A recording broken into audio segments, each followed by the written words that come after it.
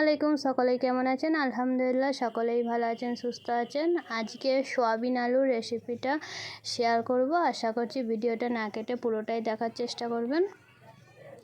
আমি প্রথমে সোয়াবিনটা একটু গরম পানিতে ভিজিয়ে রেখেছিলাম প্রায় 10 থেকে 15 মিনিটের মতো, যাতে সোয়াবিনটা একটু নরম হয়ে যায়। তাই কিছুক্ষণ ভিজিয়ে রাখতে হবে। এরপরে সোয়াবিনটা ভাজার জন্য কড়াইয়ে তেল দিয়ে দিয়েছি। তেলটা ভালো করে গরম হয়ে যেতে তার মধ্যে সোয়াবিনটা দিয়ে দিয়েছি। এবার সয়াবিনটা ভেজে নেব অল্প করে হলুদ গুঁড়ো আর লবণ দিয়ে। নেড়ে চেড়ে দেখতেই পাচ্ছেন সয়াবিনটা ভাজা হয়ে গেছে। এরপরে এটাকে নামিয়ে নেব। এরপর আলুটা ভাজার জন্য কড়াইয়ে তেল দিয়ে দিয়েছি। তেলটাও সুন্দর মতো গরম হয়ে গেছে। তেলটা গরম হয়ে যেতে তেলের মধ্যে আলুটা কেটে রেখেছিলাম গোল গোল করে, আলুটা দিয়ে দিয়েছি। এর মধ্যে দিয়ে দিলাম লবণ হাফ টেবিল চামচ আর হাফ টেবিল চামচ হলুদ গুঁড়ো দিয়ে আলুটাকে ভালো করে ভেজে নিতে হবে। নেড়ে চেড়ে ভালো করে ভেজে নিতে হবে। আলু না ভেজেও আপনারা রান্না করতে পারেন, কিন্তু ভাজলে একটা সুন্দর স্বাদ লাগে।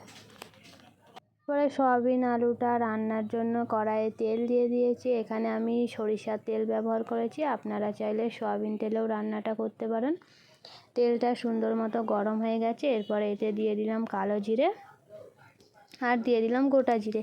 এটাকে একটু নেড়ে চেড়ে হালকা লাল মতো করে নেব। তাই নেড়ে চেড়ে হালকা লাল মতো করে নিয়েছি। এরপরে এতে একটা পেঁয়াজ কুচি, বড় সাইজের পেঁয়াজ কুচি দিয়ে দিলাম। পেঁয়াজটাকে ভালো করে নেড়ে চেড়ে হালকা বাদামি কালার করে নিতে হবে। পেঁয়াজটা যখন হালকা বাদামি কালার হয়ে এসছে,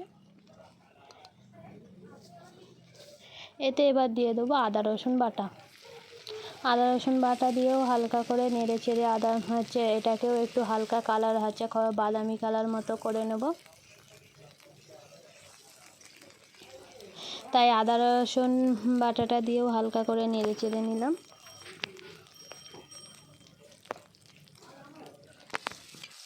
এতে দিয়ে দিলাম একটা টমেটো কুচি। টমেটোটা দিয়ে ভালো করে নেড়ে চেড়ে নিচ্ছি। আঁচটা রাখতে হবে, খুব হাই রাখলেও হবে না, মিডিয়ামে রেখে ভালো করে টমেটোটা নেড়ে চেড়ে নিলাম। এরপর এতে মশলা অ্যাড করব। যেমন 1 টেবিল চামচ দিয়ে দিলাম লবণ, হাফ টেবিল চামচ হলুদ গুঁড়ো আর দিয়ে দিলাম হাফ টেবিল চামচ লঙ্কা গুঁড়ো। এবারে দিয়ে পেঁয়াজের সঙ্গে মশলাটাকে ভালো করে মাখিয়ে নেব। আর এতে দিয়ে দেবো অল্প করে পানি, যাতে না মশলাটা তলায় বসে যায়। তাই মশলাটা পেঁয়াজ আর টমেটোর সঙ্গে ভালো করে নেড়ে চেড়ে নিয়েছি। এরপরে এতে দিয়ে দিচ্ছি অল্প করে পানি। পানিটা দিয়ে ভালো করে কষিয়ে নেব, যাতে যতক্ষণ না মশলা থেকে পেঁয়াজ টমেটো থেকে তেলটা ছাড়ে। দেখতেই পাচ্ছেন কষতে কষতে টমেটোটাও একদম ঘেঁটে গেছে আর মশলা থেকে তেলও ছেড়ে গেছে। এরপরে যে সয়াবিনটা ভেজে রেখেছিলাম সেই সয়াবিনটা এর মধ্যে দিয়ে দিলাম। সয়াবিনটা দিয়েও 2-4 মিনিটের মতো ভালো করে নেড়ে চেড়ে নেব। সয়াবিনটা দিয়ে কিছুক্ষণ নাড়াচাড়ার পর এরপরে ভেজে রাখা আলুটা এর মধ্যে দিয়ে দিলাম। আলুটা দিয়েও এটাকে এবার ভালো করে নেড়ে নেব।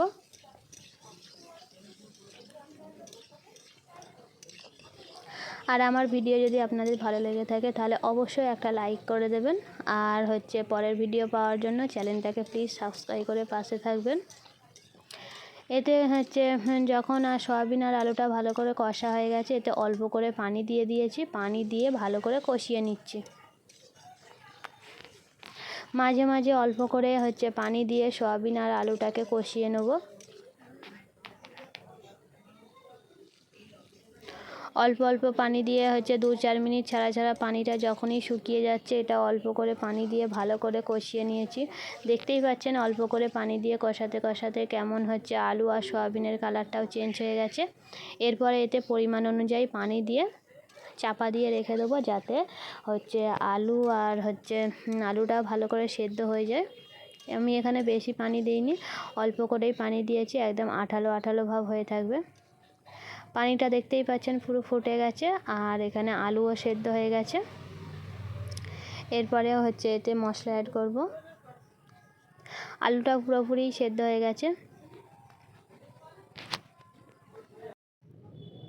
পানিটা ভালো করে ফুটে গেছে। এরপরে হচ্ছে এতে দিয়ে দিচ্ছি অল্প করে ধনিয়া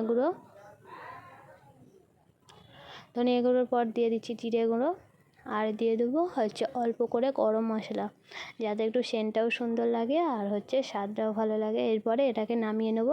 রেসিপিটা কেমন লাগলো কমেন্ট বক্সে অবশ্যই জানাবেন।